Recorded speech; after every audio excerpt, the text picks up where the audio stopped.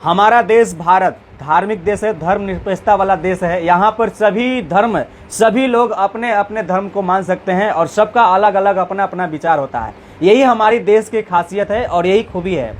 बाबा तो भी आप लोगों ने बहुत देखे होंगे। आज मैं आप लोग को एक ऐसे खास बाबा से मिलाने वाले हैं जो बेहद ही खास हैं और आप लोग भी इस चीज़ के बारे में कहीं ना कहीं जानते होंगे। अगर नहीं जानते होंगे तो आइए उनसे जानते हैं। अभी मेरे साथ एक बाबा जी हैं और ये एक ऐसे बाबा हैं जो आपके जीवन में हर तरह की समस्या जो होती है उस समस्या को निदान करने का प्रयास करते हैं। कोशिश रहती है इनकी कि हर तरह की समस्या को सॉल्व कर दें। अभी मेरे साथ मौजूद हैं। बहुत बहुत स्वागत है बाबा जी आपको हमारे सीके टीवी इंडिया न्यूज़ में। सबसे पहले तो मैं आपको धन्यवाद देना चाहता हूं, क्योंकि मैं अपने यूट्यूब चैनल सौभाग्य एस्ट्रोलॉजी के माध्यम से अपने विचार तो हमेशा रखता रहता हूं, लेकिन आपने आज मुझे मौका दिया है अपने चैनल के माध्यम से अपनी बात रखने का। तो मैं कोई बाबा टाइप का आदमी तो नहीं हूं, लेकिन मैंने एस्ट्रोलॉजी का स्टडी किया है, जिसके तहत मैं जन्म कुंडली का विश्लेषण करता हूं और उससे रिलेटेड जो कुछ समस्या होती है और उसके जो उपाय होते हैं उसके तहत मैं उसका समाधान करता हूं। लेकिन आप बोल रहे हैं मैं बाबा तो नहीं हूँ और तो ये जो आप लगाए हुए हैं, जिस तरह से गेटअप बनाए हुए हैं, तो इस तरह का लुक तो बाबा लोगों का ही होता है। ये तो स्पिरिचुअल थिंग्स है, क्योंकि ये जो है इसमें कई रत्न हैं, तो ये ज़रूरी होता है क्योंकि इसके कुछ लॉजिक होते हैं पहनने के पीछे। अच्छा। तो ये वो नहीं है कि ये हमारा आभूषण है। अच्छा। इसका कारण है पहनने का। अच्छा। इसमें रत्न हैं, इसलिए ये आप यानी कि आप एस्ट्रोलॉजी का देखते हैं ना, ज्योतिष विद्या को आप जानते हैं और लोगों की समस्या जो है ज्योतिष विद्या के माध्यम से ठीक करते हैं, राइट? बिल्कुल। तो कैसे आप ठीक करते हैं? देखिए, जैसे ही कोई समस्या लेकर के आते हैं, जैसे मान लीजिए ये समस्या किसी भी प्रकार की हो सकती है। किसी का इलाज नहीं हो पा रहा है, किसी का जॉब नहीं लग रहा है, किसी की शादी कर देते हैं। मैं बता रहा हूँ, जैसे किसी की शादी नहीं हो रही है या फिर बिजनेस में प्रॉब्लम आ रहा है, तो सबसे पहले उसकी जन्म कुंडली बनाई जाती है। इसके लिए होता है जन्म विवरण का ज़रूरी होना। जैसे आपका जन्म कितने समय में हुआ है, कितने तारीख को हुआ है, कौन सी जगह पे हुआ है, तो ये डिटेल रहने के बाद ही उसकी जन्म कुंडली बनती है। और इस वर्ष या जन्म कुंडली में ग्रहों का क्या पोजीशन है और उसमें कौन से ग्रह खराब हैं, तो उन चीज़ों से रिलेटेड समस्या ज़रूर आती है। जैसे मान लीजिए कोई बता रहा है कि मेरे कमर में दर्द है, तो कमर में दर्द का कारक कौन सा ग्रह है? शनि है। तो हमें तो मालूम है कि अगर कमर में दर्द है तो शनि का खराबी है या फिर केतु ग्रह का खराबी है। तो सबसे पहले जन्म कुंडली बनेगी तो उसमें शनि का पोजीशन और केतु का पोजीशन देखना पड़ेगा। उसको कौन से ग्रह खराब कर रहे हैं या किस कारण से और किस घर में बैठने के कारण वो खराब है, तो उस संबंधित ग्रहों और घरों का उपाय करना होता है। तो उसकी जो रेमेडीज है वो करेंगे तो उससे ज़रूर उस जातक को राहत मिलती है। तो इस तरीके से होता है। और उस दौरान ये भी देखना होगा, जैसे कोई लंबी बीमारी हो जाती है तो क्या वो बीमारी का इलाज संभव है या नहीं है, क्या वो लाइलाज बीमारी तो नहीं बन जाएगी। ये सारी चीज़ें कुंडली के माध्यम से पता चलती है। जैसे अगर कोई लाइलाज बीमारी बन रही है तो हम जब भी कोई इलाज की बात करते हैं कि कोई जातक अगर बीमार है तो इलाज संभव है कि नहीं है, तो उसके लिए महादशा और दशा का ख्याल जरूरी होता है कि इस समय। यानी कि आप लोग बीच बीच में डॉक्टर का भी काम करते हैं, है ना? डॉक्टर की भी भूमिका निभा देते हैं। डॉक्टर का नहीं है, डॉक्टर का तो आप डायग्नोसिस करेंगे तो उनको तो पता चलेगा कि क्या प्रॉब्लम है, लेकिन एस्ट्रोलॉजी एक डिवाइन टूल है। ये कोई अंधविश्वास वाली चीज़ें नहीं होती है, ये लॉजिकल होती है। ये बिल्कुल डिवाइन टूल की तरह काम करता है कि जो आपको बताने में, सही मार्ग पे चलने में मदद करता है कि अगर आपको कोई चीज़ से समस्या आ रही है तो क्यों आ रही है, आखिर उसके पीछे कारण क्या है। क्योंकि जहाँ हमारी बुद्धि कोई चीज़ें समझने में असफल हो जाती है, वहाँ पे एस्ट्रोलॉजी एक टूल की तरह, क्योंकि ये दिव्य टूल है जिसके माध्यम से ये दर्शक जो हमारे देख रहे हैं ये कैसे समझ पाएंगे कि ये टूल है। और ये इस तरह से अगर हम आपके पास आएंगे या तो कहीं भी किसी भी एस्ट्रोलॉजी का जो देखभाल करते हैं, एस्ट्रोलॉजी को जो देखते हैं उससे इलाज करते हैं, वो समझ पाएंगे कि एस्ट्रोलॉजी से कैसे इलाज होता है, ये है क्या, कैसे इसका इलाज होता है, वो लोग कैसे समझ पाएंगे इसको? वो तो पूरी तरीके से नहीं समझ पाएंगे, क्योंकि ये तो अगर ये सभी लोग समझ पाएंगे तो फिर तो ये जनरल चीज़ें हो जाएंगी। एक ऐसी विद्या है जिसको स्टडी करने के लिए बहुत मेहनत लगता है। और जैसे मैंने कई विधाएं सीखी है। जैसे सबसे पहले मैंने केपी एस्ट्रोलॉजी सीखा। केपी एस्ट्रोलॉजी मतलब कि कृष्णमूर्ति पद्धति। उसके बाद लाल किताब एक विधा है। जैसे कि इलाज के दौरान भी अगर आप आयुर्वेदा, होम्योपैथी, ऐसे सारी चीज़ें तो एक ही है, लेकिन इलाज अलग अलग तरीके से करती हैं। उसी तरह एस्ट्रोलॉजी में भी अलग अलग विधाएँ हैं। केपी एस्ट्रोलॉजी, लाल किताब, या न्यूमरोलॉजी यानी अंक शास्त्र, जैसे आपके पास मोबाइल नंबर है, गाड़ी नंबर है, अब किसी आदमी के पास जन्म का विवरण ही नहीं मालूम है कि मेरा कब जन्म हुआ, तो उसका कैसे देखेंगे? आपका सवाल ये भी हो सकता है कि हमें नहीं मालूम है कि हमारा जन्म कब हुआ है, तो क्या उसका कोई ऐसा समाधान नहीं ढूंढा जा सकता? बिल्कुल ढूंढा जा सकता है। उसका हाउस नंबर क्या है, उसका व्हीकल नंबर, गाड़ी नंबर क्या है, कार नंबर है, बाइक नंबर है, मोबाइल नंबर है, उसका मतलब कौन से साल में जन्म हुआ है, कौन से महीने में जन्म हुआ है, तो उससे भी एक अंक के जरिए अंक शास्त्र होता है।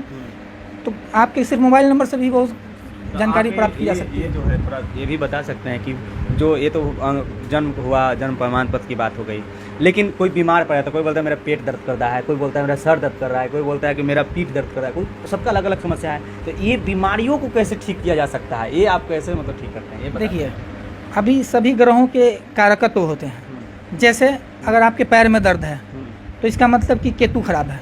जैसे डॉक्टर बोलता है कि जुकाम है या फीवर है या पेट में दर्द है तो क्या क्या चीज़ें हो सकती है, उसी तरह सभी ग्रहों के अपने कारकत्व हैं।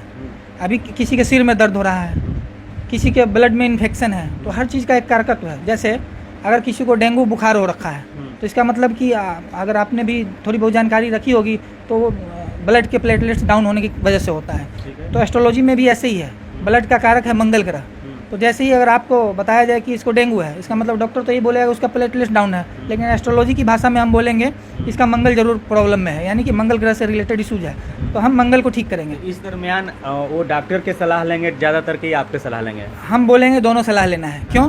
क्योंकि जैसे आप अगर दवाई ले रहे हैं तो मैंने पहले ही बताया है कि ये अंधविश्वास नहीं है, ये एक टूल की तरह काम करता है। टूल का मतलब क्या है? आपको सपोर्ट देना, डिनोट करता है। तो अगर आप मेडिसिन ले रहे हैं तो मंगल का जो कारकत्व है वो रेड कलर होता है। अक्सर ऐसा देखा जाता है, जैसे मेरे एक दोस्त के बच्चे को डेंगू हुआ था तो उसने मुझे फ़ोन किया कि उसे डेंगू हो गया। मैंने बोला मुझे कुछ नहीं मालूम था, मैंने उसको सीधा ये बोला कि बच्चे को अगर जो लाल कपड़ा आपने पहनाया सीधा उसको रिमूव कराओ, दूसरे कलर का कपड़ा पहनाओ। उसने ये मुझे बताया कि उसने लाल रंग का ही कपड़ा पहना हुआ है। तो अक्सर होता है, मुझे ऐसे कैसे मालूम चला? ये कोई सरप्राइज वाली बात नहीं है। मंगल खराब है इसका मतलब वो चीज़ आपको अट्रैक्ट करेगा। जैसे अगर डॉक्टर बोल देता है कि आपको मीठा नहीं खाना है तो आपको मिठाई देखते ही मन में लालच आ जाएगा।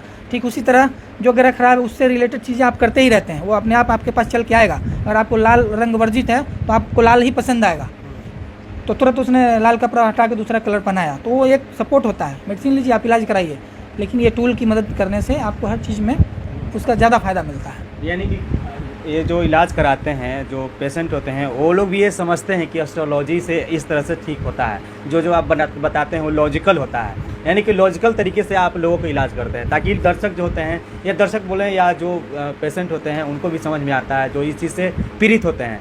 सही? मैं यहाँ पे इलाज वर्ड नहीं बोलूँगा क्योंकि इलाज तो डॉक्टर ही कहते हैं। मैं पहले ही कह चुका हूँ कि एस्ट्रोलॉजी हर चीज़ में आपको एक रास्ता दिखाती है।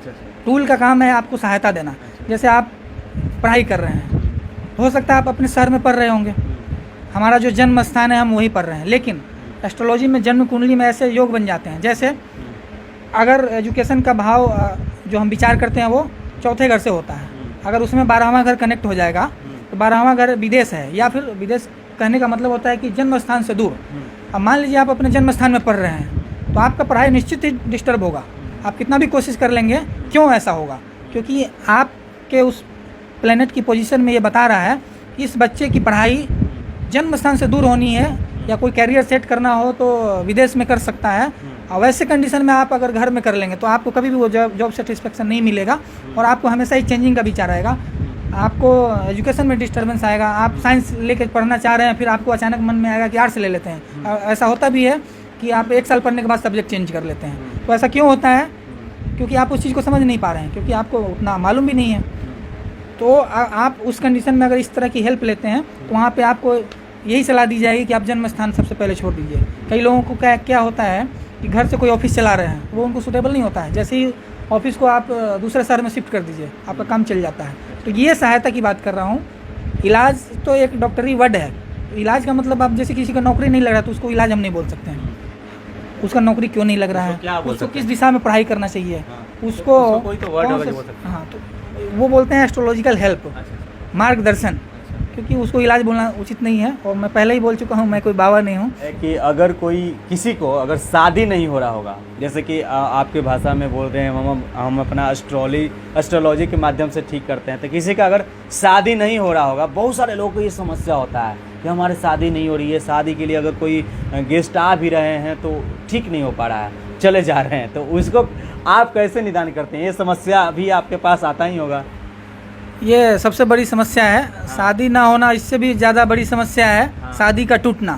क्योंकि आजकल ये सबसे ज़्यादा प्रश्न आता है, कई लोगों की शादी 20 दिन में ही टूट जा रही है, मतलब डाइवोर्स हो रहा है, मामला कोर्ट में चल रहा है, रोज़ लड़ाई झगड़े होंगे। शादी ना होने से सबसे ज़्यादा समस्या ये वाली आ रही है। तो इसमें होता क्या है कि शादी का विचार 7वें घर से करते हैं, तो उसमें देखिए कई चीज़ें ऐसी होती है कि आपके पास ऑप्शन होता है, लाइफ में ऑप्शन आपको ज़रूर आएगा। जैसे आप मिठाई पसंद करते हैं और समोसा भी पसंद करते हैं, आपको दे दिया गया प्लेट में कि आप क्या खाना पसंद करेंगे, तो आपके ऊपर है। आपने चुन लिया कि हमें मिठाई खाना है तो आपको मिठाई मिल जाएगा, लेकिन आप चुपचाप रह गए तो गेस्ट ने आपको समोसा दे दिया तो आपको समोसा मिल जाएगा। ये चीज़ एस्ट्रोलॉजी में भी, जीवन में भी काम आती है।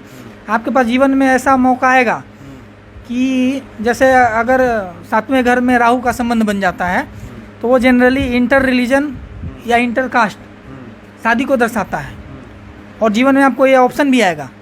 और अगर कुंडली में ऐसे योग हैं और आप इंटर कास्ट या इंटर रिलीजन मैरिज की तरफ चले गए हैं तो बहुत अच्छा है।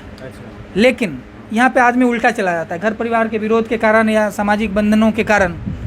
वो क्या है, ऑप्शन तो उसको मिला है लेकिन वो इंटर कास्ट मैरिज नहीं करेगा, वो घर परिवार की मदद से शादी कर लिया। वहाँ पे राहु उस चीज़ को एक्सेप्ट नहीं करने देगा। क्यों? क्योंकि उस कुंडली में ऐसे योग थे कि आपको राहु को अपनाना चाहिए, क्योंकि राहु एक नेगेटिव से। इसको कैसे निदान कैसे किया जाता है? वो तो राहु आप बता रहे, ठीक है, राहु को हटाइए, वो भी कीजिए, इसको कैसे निदान कैसे किया जाता है? देखिए, अगर ये समय से पहले आपने सलाह ले ली है तब तो आपको वही सलाह दिया जाएगा कि ठीक है, आपके लिए इंटर रिलीजन अगर रिश्ता आया हुआ है तो आप उसको करें, कि वो सबसे बड़ा निदान है। क्योंकि ये चीज़ों को अलाइन करना होता है, जो चीज़ जिस तरीके से मांग रहा है उसको आपको उसी तरीके से देना है तो बढ़िया रहता है। अगर आप उसके विरोध में जाएंगे तो फिर राहु वो इफेक्ट करके क्या है, मैरिज लाइफ को डिस्टर्ब कर देता है। फिर अगर किसी ने ऐसा कर ही लिया है कि उसके विरोध में चला गया तो परेशानी तो आएगी ही। फिर उसको उस तरीके से निदान करना पड़ेगा कि राहु के बैड इफेक्ट को कम करने के लिए क्या करना चाहिए, क्या उपाय हैं, उसको कैसे अलाइन करना है। वैसे तो जैसे वैदिक एस्ट्रोलॉजी में कुंडली का मैचिंग किया जाता है, लेकिन लाल किताब में ऐसी कोई वो समस्या नहीं है कुंडली मिलान की। एक चीज़ और है, एक सवाल और है, तो आप शादी वाला हो गया। दूसरा सवाल ये है कि ज़्यादातर सर जो हमारे बिहार की अगर बात किया जाए तो बिहार में इतनी बेरोज़गारी है कि कहा नहीं जा सकता है। बेरोज़गारी किसके लिए है? जो ग्रेजुएशन कर लिया है लड़का, या तो 12 पास कर गया है, 12 पास से ऊपर में है जितने क्लास के स्टूडेंट हैं उसके लिए बहुत बड़ा बेरोज़गारी है। लेकिन उससे कम पढ़े लिखे लोगों के लिए बेरोज़गारी नहीं है कि जो लेबर क्लास के, अगर आपके घर में काम लगता है या किसी तरह के आपको वर्कर की ज़रूरत हो तो आपको मिलेगा नहीं। लेकिन वही जो 12 कर लिया है उसके ऊपर के लिए स्टूडेंट के लिए बहुत बड़ी समस्या है। बिहार की मैं बात कर रहा हूँ, बेरोज़गारी। तो एक बेरोज़गारी होता है, बहुत सारे लोगों को जॉब नहीं लगता है, तो ये समस्या को कैसे आप ठीक करते हैं अपने अनुसार बताइए। ये आपका सवाल बहुत ही अच्छा है। ये क्वेश्चन मुझे बहुत अच्छा लगा। ये जो समस्या है जॉब न लगने के लिए, तो सबसे पहली बात, हर आदमी में एक खासियत होती है। कोई भी आदमी मंदबुद्धि नहीं है और कोई भी आदमी टैलेंटेड नहीं है। हर आदमी में एक खूबी होती है, आपको ज़रूरत है उस खूबी को पहचानने की। जब हम अपनी काबिलियत नहीं पहचान पाते हैं या हम सिर्फ जॉब की तरफ ही भागते हैं, लेकिन हो सकता है वो आदमी उस जॉब के लिए बना ही नहीं हो, उसे जॉब करना ही नहीं है, लेकिन वो चीज़ सामाजिक बंधनों के कारण हमारे माइंड में प्रेशर रहता है कि हमें जॉब ही करना है, हमें डॉक्टर ही बनना है। हो सकता है वो एक अच्छा बिजनेसमैन हो सकता है, एक अच्छा खिलाड़ी हो सकता है। तो ज़रूरत है उस चीज़ को पहचानने की, ठीक है। तो वही अलाइनमेंट की बात मैं कर रहा हूँ। हम हमेशा कैरियर काउंसलिंग करते हैं इस व्यक्ति के लिए। जैसे होता है कोई टेनिस खेल रहा हो तो अक्सर ऐसे सवाल आते हैं, क्या इसका स्पोर्ट्स में कैरियर बन सकता है? तो ग्रहों के हिसाब से उसमें डिसाइड करना पड़ता है। जैसे अगर स्पोर्ट्स में किसी को जाना है, मैं एक अच्छी बात यहाँ बता ही देता हूँ आपके चैनल के माध्यम से, अगर जो भी स्पोर्ट्स में कैरियर बनाना चाहता है, मंगल ग्रह अगर तीसरे घर से कनेक्ट हो जाता है तो वो आदमी स्पोर्ट्स में कैरियर जरूर बनाएगा। तो वो चीज़ें देखनी पड़ती है। क्या होता है तीसरे घर से? मतलब कुंडली में कुल 12 घर होते हैं।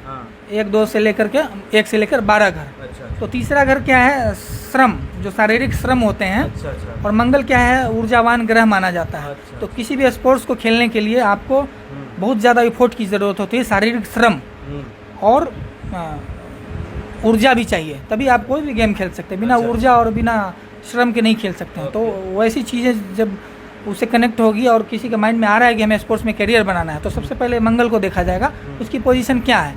और कैरियर की बात आएगी तो सिर्फ आप खेलने वाले तो बहुत होते हैं, क्या उससे आपको लाभ लेना है ना। कैरियर बनाने का मतलब क्या है कि हमारे उससे पैसा आना चाहिए। ऐसा तो नहीं कि हम फील्ड में खेल रहे हैं और हमें सेटिस्फेक्शन मिल रहा है तो उसको कैरियर कभी नहीं बनाया जा सकता। तो यहाँ पे एक चीज़ और भी ज़रूरी हो जाती है कि मंगल लाभ घरों से भी कनेक्टेड होना चाहिए। जैसे लाभ घर 4 माने जाते हैं, दूसरा, छठा, 10वां और 11वां घर। चलिए, अब एक सवाल और है, आप जब इलाज करते हैं तो आप इलाज करने के दरमियान अपने जो भी पीड़ित आते हैं उनको क्या सलाह देते हैं, कैसे ठीक करते हैं? क्या उनको बोलते हैं कि आपको 5 कपूर जलाना है या अगरबत्ती जलाना है, मोमबत्ती जलाना है, या आपको बहुत सारे ये देवी देवता, ये क्या क्या जो भी है, ये भगवान वो भगवान, किसी को पूजा करना है, कैसे ठीक कैसे करते हैं आप उसको? क्या इस तरह से पूजा करना पड़ता है उन लोग को भी? सबसे पहले जो और भी लोग, बाबा लोग इस तरह के इलाज करते हैं? सबसे पहले तो मैं फिर बोल रहा हूँ, मैं इलाज नहीं करता हूँ। अच्छा मैं लोगों की समस्याओं को उसके उपायों के जरिए अलाइन करता हूँ। अच्छा अच्छा। ठीक है, तो ना तो ये सब करने की कोई ज़रूरत नहीं है। हाँ। मेरा जो टेक्निक है वो जैसे केपी सिस्टम में क्या होता है, कृष्णमूर्ति पद्धति में इन चीज़ों से दूर रखा गया है। जैसे जहाँ से जिन घरों से प्रॉब्लम आ रही है उसको अलाइन कैसे करते हैं। मान लीजिए आपका ग्रह दशा, महादशा, अंतरदशा या प्रतंत्र दशा में ऐसा लग रहा है कि इनको बीमारी आने वाली है या आ ही चुकी है, क्योंकि जब बीमारी आएगी तो आप ऐसे मार्गदर्शन की खोज में निकलेंगे। तो हमें पता है कि आपको ऐसे ऐसी बीमारियां चल रही है, तो मतलब ग्रह आपको बता रहे हैं कि आपको अस्पताल जाना है या आपकी कोई सर्जरी होने वाली है। ठीक है, तो ऐसी कंडीशन में हम इस तरह का कोई उपाय नहीं बताते हैं। हम आपको सीधी सी ये बात बताएंगे कि अगर आपको अस्पताल का दाना पानी लिखा है, कोई बीमारी आ रही है, उसकी बढ़ने की संभावना है, तो हम आपको एक ही सलाह देंगे कि आप डेली किसी अस्पताल में जाइए। आपको डेली अस्पताल में विजिट करना है, वहाँ कैंटीन है, वहाँ फिल्टर लगा है, वहाँ चापाकल है, उसका पानी डेली पीजिए। क्योंकि ग्रह चाह रहे हैं आपको कि आपको भर्ती कर देंगे हम, आपको एडमिट होना पड़ेगा। तो आप खुद से, अगर मैंने आपको एक एग्जांपल दिया था कि अगर आपको ऑप्शन मिला है समोसा और मिठाई का, तो आप खुद से लेते हैं तो आप अपने पसंद की चीज़ें ले सकते हैं। तो ये सेम चीज़ यहाँ पे अप्लाई होती है। आपका पसंद कभी नहीं हुआ कि हम बीमारी लें, तो इसलिए आपको बीमारी नहीं लेना है तो आप खुद अस्पताल विजिट करिए। जब तक आपकी समस्या, डेली अस्पताल जाइए, वहाँ के फिल्टर का पानी पीजिए, चाय पीजिए, खाना खाइए, तो आपका वो जो फुलफिलमेंट है कि इनको अस्पताल घूमना था, आपको अस्पताल विजिट करा दिया गया है, तो वो चीज़ों का इफेक्ट निगेटिव हो जाएगा। ये हमारे साथ थे एस्ट्रो गुरु, और ये अपने माध्यम से लोगों को ठीक करने का प्रयास करते हैं। उम्मीद है कि आप लोग को भी कुछ कुछ समझ में आया होगा। और मैं विशेष तौर पर बता दूं इनके बारे में कि ये लोगों को अपने से जितना होता है लोगों को ठीक करने का प्रयास करते हैं। और अगर आपसे लोग जुड़ना चाहे, आपसे अगर जुड़ करके अपने बीमारी को, समस्या को निदान करना चाहे, तो उसके लिए आप कैसे आपसे संपर्क कर पाएंगे? मेरा यूट्यूब चैनल है सौभाग्य एस्ट्रोलॉजी के नाम से। हाँ। मेरा फेसबुक पेज भी है सौभाग्य एस्ट्रोलॉजी के नाम से, तो आप वहाँ पे सर्च कर सकते हैं। वहाँ पे मेरा नंबर भी है, व्हाट्सएप नंबर भी है, हमारा वेबसाइट भी है www.saubhagyastrology.com। वहाँ से भी आप हमारा नंबर ले सकते हैं, मुझे मैसेज कर सकते हैं। तो अगर आप लोग को ये सब समस्या है तो अभी जो बताएंगे इनसे जुड़ सकते हैं और अपनी समस्या को निदान कर सकते हैं। फिलहाल के लिए इतना ही। आप देख रहे थे CK TV India news Chitranjan Kushwaha के साथ। नमस्कार, जय हिंद। बहुत बहुत धन्यवाद।